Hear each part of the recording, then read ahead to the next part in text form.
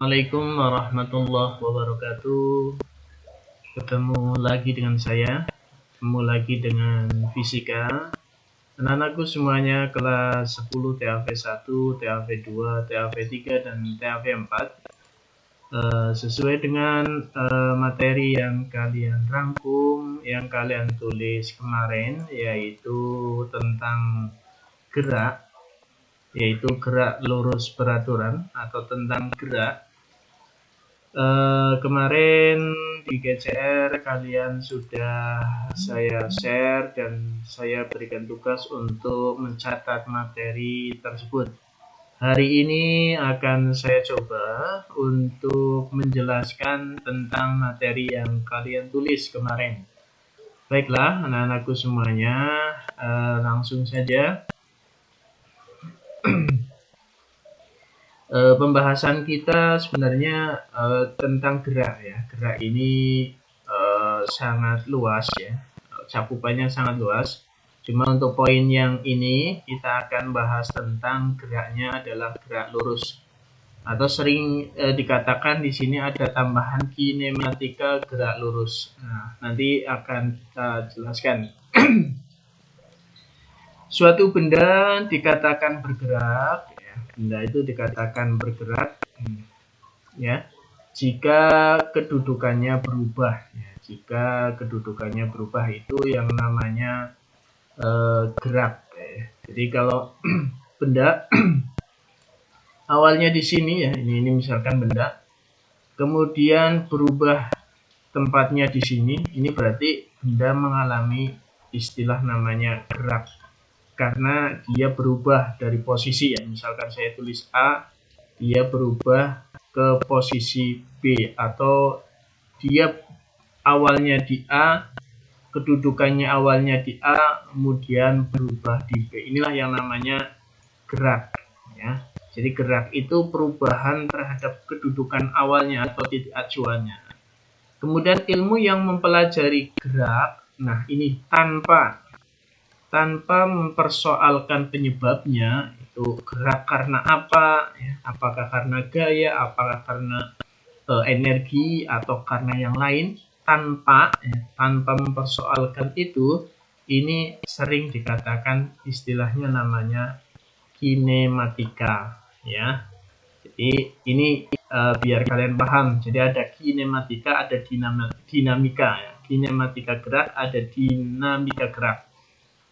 Kemudian berikutnya adalah untuk gerak lurus ya. Untuk gerak lurus itu ya gerak yang sebenarnya lintasannya lurus, atau kita sering juga sebut dia dalam satu dimensi atau garis ya, garis. Oke, next kita lanjut. Nah, coba perhatikan gambar yang sederhana ini. Ini ada beberapa binatang ya. Ada beberapa binatang ya. Kalau menurut definisi gerak ini ya, maka binatang mana yang bergerak dan mana yang tidak bergerak. Nah, jelaskan alasannya kan gitu ya. Oke, bisa kita lihat ya. Maaf, kita cek lagi. Nah, kalau kita lihat ini di sini adalah ini ya. Ada yang berlari-lari, ini gerak. Ini ada burung yang bergerak. Nah, ini gerak karena merubah posisinya. Tapi kalau yang ini tidak, ini statis, ini diam. Oke, berikutnya di pembahasan gerak ada beberapa poin yang akan kita kemukakan di sini, atau ada beberapa besaran. Ada ini ya, ada perpindahan, ada kecepatan, ada percepatan. Nah, ini nanti akan kita bahas. Yang pertama adalah tentang perpindahan ya, ini perpindahan. Nah, perpindahan merupakan salah satu besaran. Besarannya adalah besaran vektor. Nah, kemarin sudah kita bahas besaran vektor itu besaran yang kayak apa sih Pak? Besaran yang kayak apa ya Mas ya, Mbak ya? Besaran yang dia di samping punya nilai, nah, dia juga punya arah. Nah, ini yang namanya besaran vektor. termasuk perpindahan. Jadi perpindahan itu dia besaran vektor karena dia di samping punya nilai, dia juga punya arah. Perubahan kedudukan benda dalam selang waktu tertentu ya, ini disebut dengan perpindahan ya.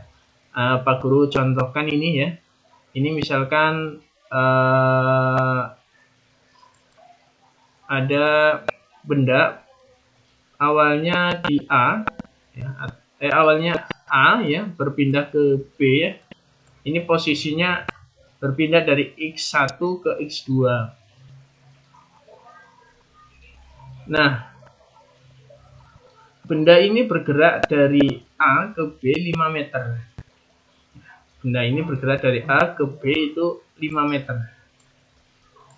Kemudian peristiwa yang lain, dia juga kembali lagi ke A. Jadi dari A ke B, B ke A.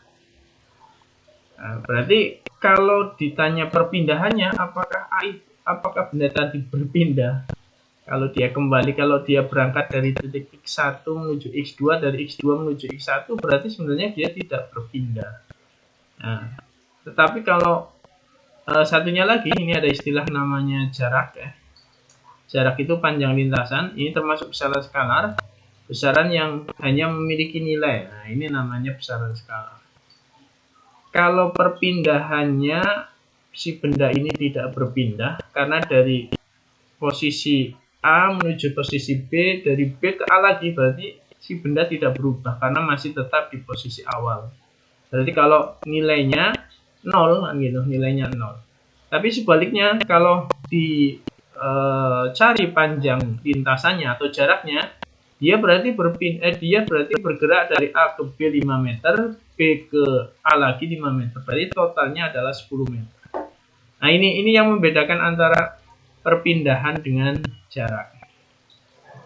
Ini ya. Ini. Oke, terima kasih. Kita lanjut setelah ini.